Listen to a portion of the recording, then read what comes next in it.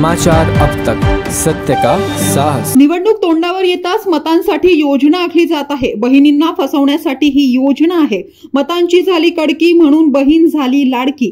लाडकी बहीण योजना ही महिलांचा अपमान करण्यासाठी आहे, असे वक्तव्य विजय वडेट्टीवार यांनी केलेले आहे। महाराष्ट्रातल्या मतदारांचा अपमान विशेष करून महाराष्ट्रातील संपूर्ण महिला वर्गांचा, माझ्या सर्व भगिनींचा अपमान आहे। या अपमान या सरकारने केलेला आहे।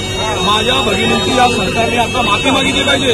ही योजना आम्ही मतासाठी आणली होती, आता हे उघड झालाय, त्याबद्दल आम्ही माफी मागतो। ही माफी या सरकारने मागितली पाहिजे। सरकारी पैसा यांच्या बापाचा आहे का?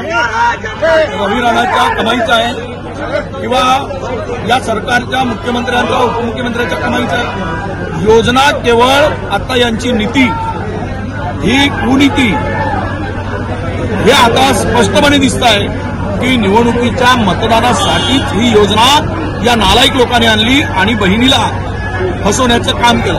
हे सख्या बहिणी म्हणताय, सख्या बहिणीला फसवण्यासाठी योजना आणताय आणि ते मतासाठी आणताय। बहिणींच्या भावनाशी खिलवाड आहे। महाराष्ट्रातील तमाम बहिणींना सांगतो आहे, हा रवी राणा जे म्हणलं आहे ते सरकारच्या मनातील बोललेलं आहे, ते शिंदेच्या मनातील, ते फडणवीस यांच्या मनातील, ते अजित पवारांच्या मनातील बोललं आहे। ही योजना केवळ आणि केवळ मतासाठी आहे। मताची झाली कडकी, बहीण आठवली लाडकी।